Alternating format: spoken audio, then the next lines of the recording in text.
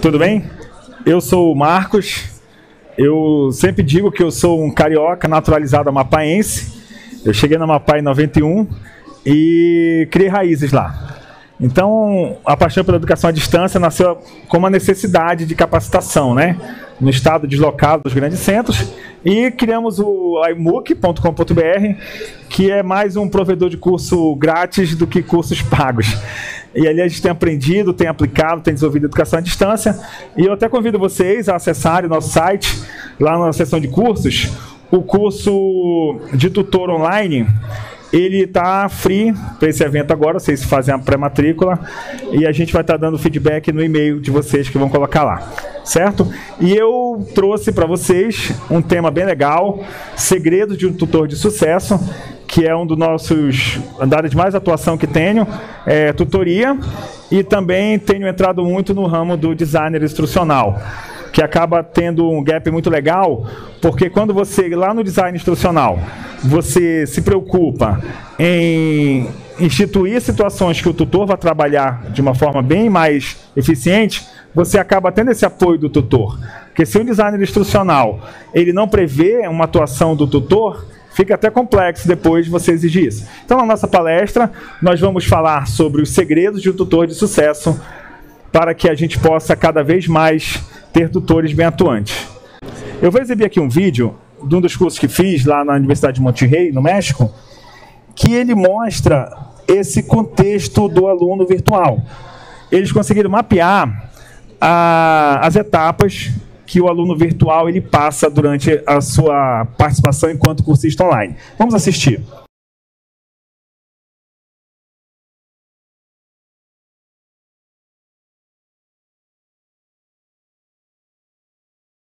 Todos sabemos cómo conducirnos en un salón de clases tradicional.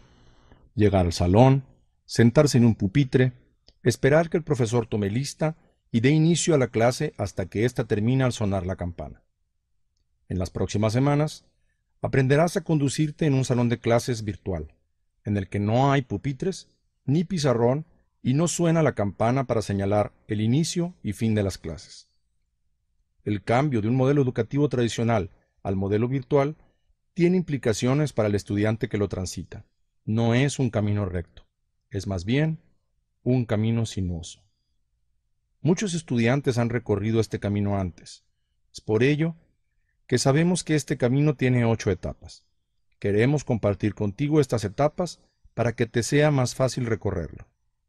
En la primera etapa, al enfrentarse a un cambio en el modelo educativo, el estudiante experimenta una crisis o shock debido al conflicto de paradigmas que suele suceder cuando una persona ha vivido y aprendido bajo un modelo determinado durante un tiempo prolongado y de pronto se encuentra inmerso en un nuevo paradigma. Esto representa un cambio brusco e inmediato en la estabilidad de la persona. En la segunda etapa, inmediatamente después de esta crisis, el estudiante toma una postura negativa ante el nuevo paradigma educativo. En la tercera etapa, al asumir una actitud negativa, el estudiante inicia un descenso paulatino, constante y profundo, que se manifiesta en una pérdida de confianza y síntomas como miedo, angustia, culpabilidad, enojo y resentimiento. En la cuarta etapa, como consecuencia del estado angustioso, el estudiante desarrolla una actitud de resistencia, se encuentra bloqueado ante la posibilidad del cambio educativo, manifiesta aislamiento y se plantea abandonar el trabajo que le implica el nuevo paradigma. Contempla la posibilidad de renunciar. En la quinta etapa, el estudiante ha llegado al nivel más profundo de desánimo y al grado mínimo de desempeño. Toma entonces una actitud de rendición al considerar una mínima posibilidad de éxito.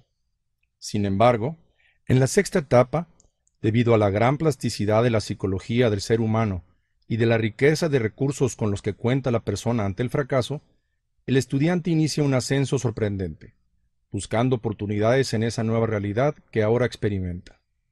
No se da por vencido.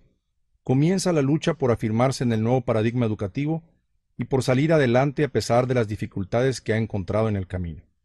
En la séptima etapa, como resultado de esta actitud de lucha y de visión positiva ante el cambio, el estudiante va logrando pequeños éxitos en su desempeño.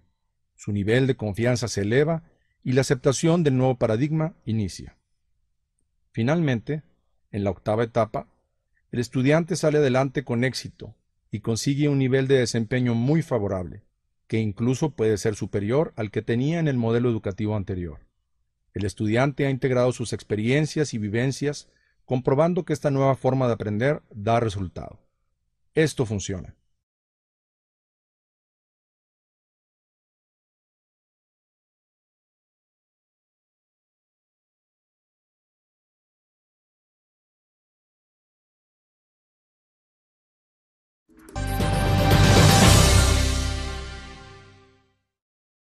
Então, esse vídeo, ele está planificado.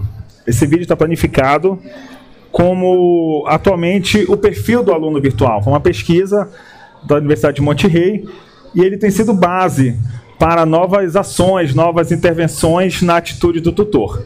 E a partir desse vídeo, eu apresento algumas situações que a gente poderá agir como tutor.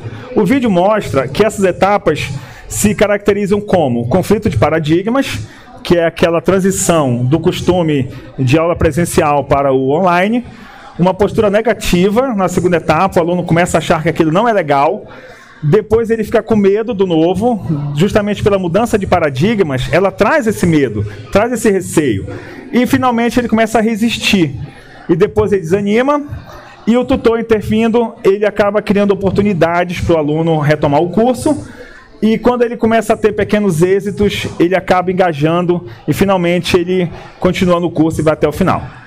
É uma situação que deve ter acontecido com muitos de vocês, que são tutores, e muitas vezes vemos problemas que ocorrem de evasão que poderiam ter sido contornados pelo tutor. Na literatura, nós encontramos variados caminhos, variadas tabelas de ações do tutor, funções do tutor, papel do tutor, missão do tutor. A literatura é muito rica nisso. Mas na prática, como isso se processa? Como essa literatura ela acontece lá nos nossos cursos enquanto somos tutores? Nós vamos ver que essas etapas elas são abordadas. Deixa eu avançar aqui. E aí a gente pergunta, vendo esses paradigmas, a gente se pergunta, o que fazer? Vamos na literatura. Aí você vai achar 15 modelos diferentes. Aí você vai tentar condensar os 15 para achar pontos comuns e pontos não comuns. Aí de cada 10 tabelas você vai achar 10 coisas diferentes. Então o que a gente pode fazer? Feedback. Uma questão comum em qualquer atendimento online é o feedback. Então a gente começa a entender o quê? Hoje a educação à distância atende o aluno adulto. Então você não pode buscar na pedagogia técnicas para atender esse aluno. A pedagogia cuida de técnicas de ensino infantil, ensinar crianças, Skinner, Piaget, Freire. Eles pesquisaram como a aprendizagem infantil ocorre. Então acho que um dos primeiros pontos a serem rompidos é você esquecer que tem pedagogia para atender seu aluno adulto. E aí nós temos uma das opções chamada andragogia, em que você realmente consegue alcançar sucesso. Entre aqueles que são professores do ensino presencial superior, professores que têm utilizado andragogia nas suas aulas, em especial na pós-graduação, têm obtido muito sucesso, porque você acaba usando técnicas que realmente vão alcançar aquele aluno adulto. Então esses feedbacks, eles podem ser obtidos em várias publicações, e uma das que eu tenho mais gostado é essa aqui, do INED, através da Commonwealth of Learning. Eu posso estar enviando para vocês depois esse material todinho. Ele é gratuito, ele é free. A partir do site da ABED também você encontra. A INED, ele faz assim. Ele tem todo o arcabouço de preparação para educação à distância. Ele é recurso de educação aberto e é tido como um padrão para as instituições de todos os países. Você encontra em várias línguas e eu trouxe o modelo deles de tutoria. Entre as funções do tutor hoje, tutor de alunos adultos, é uma abordagem para alunos adultos, é você estabelecer uma relação entre o tutor e o aluno. De que forma? De um sentido que ele pertença à classe. Você dá a ele uma noção de turma. Porque já temos um paradigma de o professor não estar presente, nós já temos um paradigma de ele ter a liberdade de administrar o horário, ele também não pode ter a liberdade de não ter uma turma. Né? Até tive uma turma online que tinha um aluno daqui do Sul, e ele falou, olha, é uma turma, mesmo virtual é uma turma, então tem que marcar o churrasco. Então o aluno sempre quer se reunir, né? É bem interessante aquela colocação. E quando você dá um sentido que ele pertence ao grupo, você começa já a facilitar uma forma de acesso a ele. Então é por isso que hoje nós temos nas plataformas virtuais aquele café virtual, né? Hoje se cria vários locais dentro do ambiente virtual para que as pessoas possam se agrupar como turma e que não tenha nada a ver com algum objeto educacional do curso. Um dos cursos que fiz, como disse, o iMOOC em parte é um laboratório, eu montei uma turma com 30 pessoas da pós e a tutoria seria somente pelo WhatsApp. Não teria ambiente virtual, não teria e-mail. E o ambiente virtual seria para as aulas e a interação tutor-aluno seria pelo WhatsApp. Eu tive 0% de evasão. Considerando uma internet ruim lá onde eu moro. Já tivemos apagão de 3 dias de internet, cara, é o caos. Então, tive evasão zero. Porque ali, pelo WhatsApp, a gente consegue uma interação no momento que o aluno está passando a dificuldade. Não conseguir acessar a plataforma. Cara, tira uma foto de onde tu estás agora da tela que a gente já responde. Então o tutor conseguia ser assertivo. E dos cursistas, 2 quiseram ser tutores comigo, eu adorei, né? Porque a proposta era WhatsApp, então era 24 horas, né? Então foi muito legal essa participação. E aí até tinha as brincadeirinhas, a gente teve que controlar, olha, sem postagem de fotinho, de corrente, sem piadinha, sem propaganda. Aqui é uma sala de aula. E a galera topou, porque as brincadeiras que tinha eram brincadeiras de sala de aula. Então foi realmente uma forma da gente dar esse sentido de pertença, né, que está em espanhol, acho que por isso está pertença. Então foi bem legal, foi uma experiência muito rica. Outro tópico que o Commonwealth fala para a gente seguir como tutor é você estabelecer ligações entre a aprendizagem anterior e futura do aluno. Isso é andragogia. Você criar um vínculo do que o cara já sabe, insere o conteúdo e puxa para o que ele ainda não sabe, que é o conhecimento que ele vai estar construindo. Isso, na prática, é andragogia. Isso acontece o quê? Você se adapta ao nível do aluno, você incentiva o aluno a rever a matéria do curso, que ele vai verificar aquilo que ele já sabe e vai pensar apenas aquilo que ele não sabe. Você está valorizando o conhecimento dele. Você não vai gerar uma questão óbvia para um aluno e, ao mesmo tempo, que essa mesma questão pode ser difícil para outro aluno. Você equilibra a parte do seu curso. E quando fala, leva o aluno a maiores considerações, é justamente você aplicar situações que ele possa trazer à realidade dele, a aplicar com aquele conhecimento. Nos cursos que eu monto, design instrucional, eu sempre faço questões que ele já tirou 0 ou 10. Por quê? Porque eu pergunto assim, a partir do conteúdo estudado, como se aplica no seu fazer profissional? Eu tenho psicólogos, tenho administradores, advogados, pedagogos. Como é que eu vou formatar questões que eu atenda o anseio de todos eles? Contextualizando, você abrir para que ele poste aquele conteúdo na prática profissional dele. Você acaba sempre levando ele a tirar 0 ou 10. 0 se não fez e 10 se fez. Porque você não tem como pontuar de 0 a 10 o que um cara faria, um estudo de caso. Você não tem como. Um dos paradigmas a serem quebrados hoje na educação à distância é você avaliar o aluno. Você não pode trazer aquela avaliação que nós fomos acostumados, fomos formados, e querer aplicar no online. Com aluno adulto ainda, é pedir para não ter sucesso. Então, quando a gente consegue quebrar esses próprios paradigmas em nós, professores, para avaliar, a gente consegue ter um sucesso muito maior, evasão lá embaixo e uma satisfação geral do aluno. Porque se ele consegue trazer o que ele tem de melhor, que é o conhecimento dele, junto com aquilo que ele foi buscar no curso com você, é a perfeição, é a satisfação garantida com o curso. A ENED também fala para a gente incentivar o método de aprendizagem aprofundado. Como que é esse método de aprendizagem aprofundado? É você levar o cara para falar mesmo. Primeira coisa é você deixar claro para ele que ninguém está certo e ninguém está errado. Isso faz parte até das normas atuais de convivência social, de respeito à individualidade, né? Você promover o diálogo, ver as ideias que ele tem sobre o assunto. Né? Se a gente fosse aqui rapidinho, fazer uma rápida enquete sobre preferência de cores, qual a cor mais bonita de toda a escala de cores, Ia dar uma confusão danada para eleger, né? A cor mais bonita. Uma coisa simples, cor não teria um consenso. Imagine numa sala de aula. Outra forma é você sempre aceitar as ideias do aluno. Na pós, eu tinha 60 alunos. Eu fiquei muito feliz com uma turma de 60 alunos. E o que eu vou fazer? Eu vou passar avaliações que eu consiga cumprir meu plano de ensino e ao mesmo tempo que eu tinha que avaliá-los. Eu comecei assim a questão, qual a sua opinião? E narrei o tema da aula, mas eu comecei assim, qual a sua opinião sobre o assunto tal, tal, tal?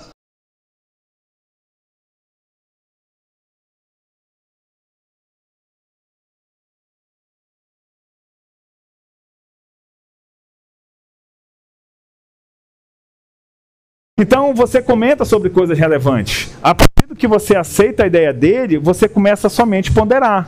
Se for num fórum, é um campo super rico para você inserir as pessoas. Vamos supor, eu postei uma opinião. Aí ela já pode perguntar assim, mas como isso aconteceria no cenário X? A gente começa a dinamizar dentro de um fórum através de deixar o aluno expor as ideias deles e sempre achar que ele tem razão no que ele está falando. E fornecer informações completas e exatas. Você é rápido, você acaba sendo muito claro com ele, né? Você é assertivo e você enquadra a nota que ele estava merecendo. Quando você faz essa de 0 ou 10, não é uma inovação. Aprendi isso lá nos cursos que fiz no Coursera, da Universidade do México, fiz uma do MIT também. E eles estão avaliando assim, você faz ou você não faz. Você está numa turma de 14 mil pessoas. Como é que você vai avaliar de 0 a 10? Né? O sistema ele computa, você fez ou não fez. E tem um contrato de... que é o maior mérito desses cursos novos, é valorizar a ética do aluno e acreditar que ele vai postar algo coerente. E o feedback ele pode ser útil ou prejudicial. E aí que está o grande gancho da atuação do tutor de sucesso. É você decidir, eu vou ser um tutor que eu vou dar feedback útil ou os meus feedbacks eles vão ser prejudiciais. Aí é uma situação que cabe a cada tutor. Nenhum coordenador, nenhum professor, nenhum formador é capaz de definir isso como obrigação de um tutor.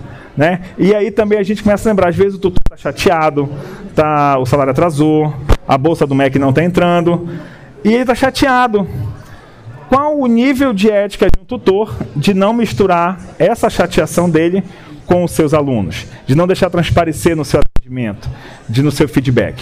Então se preocupem sempre com isso. O meu feedback vai ser útil ou prejudicial? Se for prejudicial, nem envie. Deixa para outro momento, come chocolate, come uma pizza, toma uma Coca-Cola, que aí fica zen, né? Aí você vai todo feliz para fazer o feedback.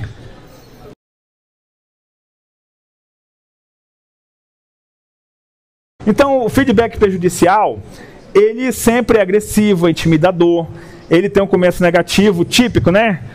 Olha, a sua resposta tá boa, mas você já matou, cara. Esse mais, né? Olha, sua resposta tá boa, mas você já tá com um feedback prejudicial.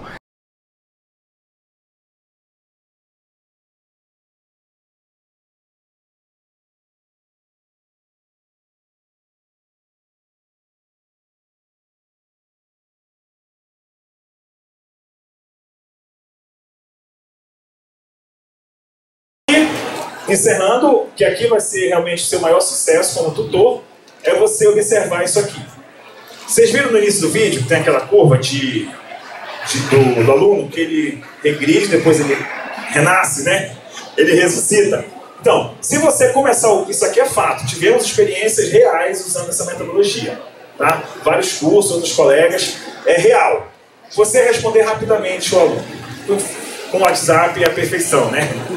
Mas você tendo o e-mail no celular, quando o e-mail do aluno chega, você já consegue pelo menos dizer, estarei verificando.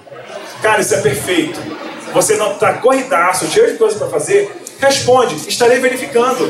O cara sabe que você deu atenção para ele, você respondeu rapidamente. Quando chegar a avaliação, você sempre começa louvando o esforço do cara. Você reconhece, você vai usar artifícios para, em um parágrafo, dizer para ele que foi muito legal ele ter enviado. Mas não fala, né? Recebi seu trabalho, mas o que vai acontecer, né? Evite ser demasiado crítico. A sua função como tutor não é ser crítico. A sua função como tutor é levar o aluno a se formar, certo? As suas chateações com instituição, com salário, com política, você deixa com os amigos, né? Mas não com o seu aluno online. E sublinhar o próximo trabalho. Isso aqui é uma mágica, cara. Isso aqui é fantástico. Temos usado muito lá com os nossos colegas. Por mais que os primeiros trabalhos venham fracos, que é muito comum pelo paradigma que você está inserindo, isso aqui você já faz um gancho, olha. No próximo trabalho, não se esqueça de responder assim, assim. Então, no próximo trabalho, não se esqueça de fazer as citações. No próximo trabalho, não esqueça de pontuar, de colocar seu nome. Você faz uma lapidação no diamante de uma forma sutil, que o grande beneficiado vai ser você durante o curso. E estabelecer uma ligação pessoal. O que é isso? É sempre você botar o nome do aluno, né? Nobre Marcos, nobre Pedro, olá, Márcia, o seu trabalho assim, assim, assim, né? Fernanda, o seu trabalho está muito bom, mas você começou bem, mas lá no mais você escorregou, né? Então, eu acho que isso aqui é um modelo muito legal, muito equilibrado, sem ser tendencioso. Eu acho que é muito rico para todo mundo utilizar.